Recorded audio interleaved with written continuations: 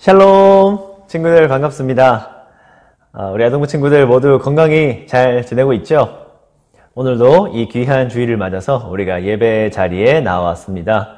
우리의 마음과 정성을 모아서 우리 하나님께 우리의 온 마음과 또 모든 영광을 올려드립시다. 그럼 이제 예배 자리로 나아가겠습니다.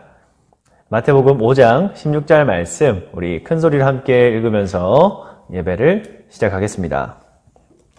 마태복음 5장 16절 말씀 우리 함께 읽겠습니다. 준비 시작. 이같이 너희 빛이 사람 앞에 비치게 하여 그들로 너희 착한 행실을 보고 하늘에 계신 너희 아버지께 영광을 돌리게 하라. 마태복음 5장 16절 말씀. 아멘. 사도신경으로 신앙 고백 드리겠습니다. 나는 전능하신 아버지 하나님, 천지의 창조주를 믿습니다. 나는 그의 유일하신 아들, 우리 주 예수 그리스도를 믿습니다. 그는 성령으로 잉태되어 동정녀 마리아에게서 나시고 본디오 빌라도에게 고난을 받아 십자가에 못 박혀 죽으시고 장사된 지 사흘 만에 죽은 자 가운데서 다시 살아나셨으며 하늘에 오르시어 전능하신 아버지 하나님 우편에 앉아 계시다가 거기로부터 살아있는 자와 죽은 자를 심판하러 오십니다. 나는 성령을 믿으며 거룩한 공교회와 성도의 교제와 죄를 용서받는 것과 몸의 부활과 영생을 믿습니다. 아멘. 우리 이 시간 우리의 마음과 우리의 모든 기쁨과 또 행복한 마음들을 담아서 우리 하나님께 찬양을 올려드립시다.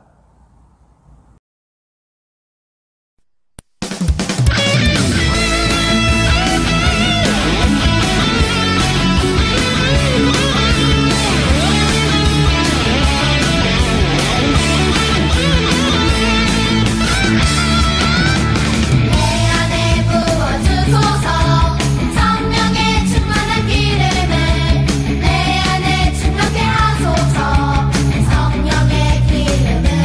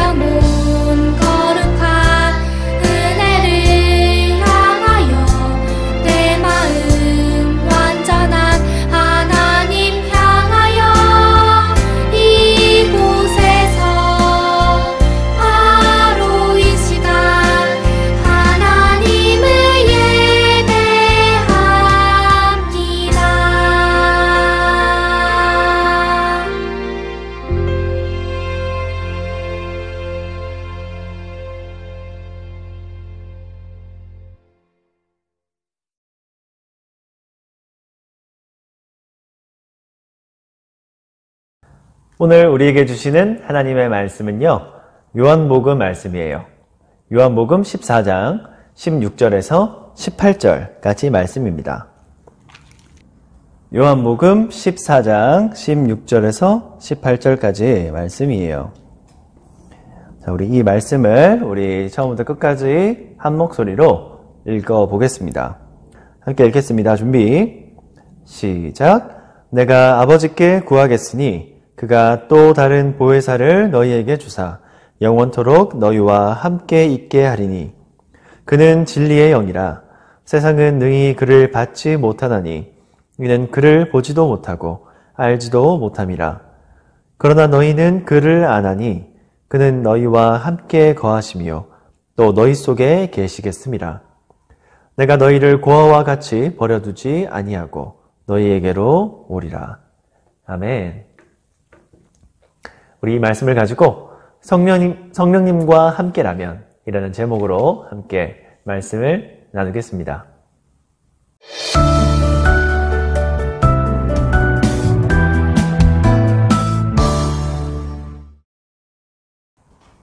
여러분, 혹시 헬렌 켈러라는 분을 아시나요? 아마 여러분 모두가 이 헬렌 켈러가 누구인지, 그리고 어떤 이야기를 가지고 있는지 알고 있을 거라고 생각해요. 헬렌 켈러는 태어난 지 19개월이 되던, 2살도 채 안 되던 그 해에 갑자기 큰 병을 얻었어요. 그리고 그 병의 후유증으로 인해서 시각과 청각을 모두 잃고 말았죠. 그 어린 아기 때부터 눈과 귀가 모두 보이지도 들리지도 않게 되었던 거예요. 그것은 너무나 절망스럽고 좌절스러운 일이었죠. 이 어린 헬렌 켈러에게는 아무런 희망도 또 살아갈 이유도 없는 것처럼 보였어요. 그러나 한 사람을 만나고는 모든 것이 바뀌었어요. 바로 우리가 잘 아는 앤 설리번 선생님이에요. 설리번 선생님은 이 헬렌 켈러의 가정교사가 되어서 전심으로 그녀를 도왔어요. 어렸던 헬렌 켈러는요, 짜증도 많고 폭력성이 많았기 때문에 아무도 그녀에게 쉽게 다가오지 못했고 또 그녀를 다루기가 너무도 힘이 들었어요. 그러나 설리번 선생님은 그녀를 포기하지 않았죠. 오히려 이 헬렌 켈러를 더 불쌍하게 여기고 그렇게 더 많은 사랑과 관심을 그리고 정성을 쏟았어요. 그런 노력이 결실을 맺어서 이 헬렌 켈러는 조금씩 변화하기 시작했고요. 결국 어떻게 되었나요? 헬렌 켈러는 지금까지도 우리에게 널리 기억되는 세계적인 인권운동가이자 또 작가이자 아주 유명한 위인이 되었죠. 친구들, 어떻게 이런 일이 일어날 수 있었을까요? 2살도 안 된 어린 나이에 시각과 청각을 모두 잃은 이 불쌍한 소녀가 어떻게 이런 놀라운 일들을 해낼 수 있었을까요? 그것은 바로 헬렌 켈러를 진심으로 사랑하며 그녀를 전심으로 도와주었던 설리번 선생님이 있었기 때문이에요. 여러분, 이처럼 우리가 누구와 함께 하느냐에 따라서 우리의 인생이 달라질 수 있어요. 헬렌 켈러가 설리번 선생님을 만난 후에 이전과는 다른 삶을 살게 되었듯이 우리도 마찬가지예요. 우리가 누구를 의지하고 또 누구와 함께 살아가느냐, 또 누구와 함께 동행하느냐에 따라서 우리의 인생이 완전히 바뀔 수 있어요. 그럼 우리는 누구와 함께 살아야 할까요? 오늘 말씀 속에서 그 해답을 함께 찾아가 봅시다. 오늘 말씀의 배경은요, 예수님께서 돌아가시기 전에 제자들과 마지막으로 식사를 하셨던 그 마지막 만찬의 자리로 다시 돌아가요. 예수님께서는요, 자신이 곧 십자가에 달려 돌아가실 것임을 이미 알고 계셨고, 그래서 마음이 많이 힘드셨어요. 우리와 똑같은 인간이셨던 이 예수님은 다가올 십자가 죽음이 두렵기도 하고 또 괴롭기도 하고 또 아무도 이 마음을 공감해 줄 사람이 없었기 때문에 참 외롭기도 하셨을 거예요. 그런데 이 예수님을 특히나 걱정스럽게 했던 한 가지 생각이 있었어요. 그것이 뭐냐면 바로 사랑하는 제자들, 이 제자들에 대한 걱정이었어요. 예수님은 지금까지 자기를 따르기 위해서 가족과 또 자신의 직업과 그 외 모든 것들을 버리고 이 예수님을 쫓아온 제자들이 자신이 죽고 나면 얼마나 방황하고 힘들어할까 걱정하셨어요. 아직도 믿음이 연약한 이 제자들이 예수님의 죽으심을 보고 나서 얼마나 충격을 받고 또 힘들어할까, 낙심하며 방황할까 걱정하셨어요. 이것은 예수님께서 제자들을 너무나도 사랑하셨기 때문에, 그리고 너무나도 아끼셨기 때문에 그러셨던 거예요. 그리고 예수님은요, 한편으론 이 제자들이 예수님이 없더라도 끝까지 자신의 참된 제자로, 예수님의 참된 제자들로 살아갈 수 있기를 바라셨어요. 예수님이 곁에 없더라도 복음을 열심히 전하고 또 예수님께서 행하신 그 놀라운 일들을 똑같이 해나갈 수 있기를 바라셨어요. 하지만 제자들은 여전히 믿음도 연약했고 하나님의 뜻과 계획들을 잘 알지도 못했어요. 그런 제자들에게는 예수님이 바라는 그런 참되고 멋진 제자가 될 만한 힘과 또 믿음이 전혀 없어 보였죠. 그래서 그들에게는요, 이 제자들에게는요, 도우미가 필요했어요. 믿음의 보호자, 어떤 선생님과 같은 존재가 필요했어요. 마치 예수님이 살아계실 때 그 제자들과 항상 함께 하셨던 이 예수님과 같이 제자들의 곁에서 항상 그들과 함께 하시며 그들을 도와줄 만한 어떤 누군가가 필요했던 거예요. 이처럼 제자들을 사랑하시고 또 그들을 생각하셨던 우리 예수님은 이 모든 걱정, 이 모든 문제를 한 번에 해결해 줄 만한 누군가를 보내주실 것을 약속하셨어요. 바로 자기를 대신해서 예수님께서 돌아가신 후에 이 세상에 대신 찾아오실 놀라운 어떤 분에 대한 이야기였어요. 친구들, 그분이 누굴까요? 네, 바로 우리 성령님이세요. 예수님은 제자들에게 말씀하셨어요. 사랑하는 제자들아, 내가 이 세상에 없더라도 걱정하지 말거라. 내가 우리 하나님 아버지께 성령님을 이 땅에 보내달라고 구할 것이란다.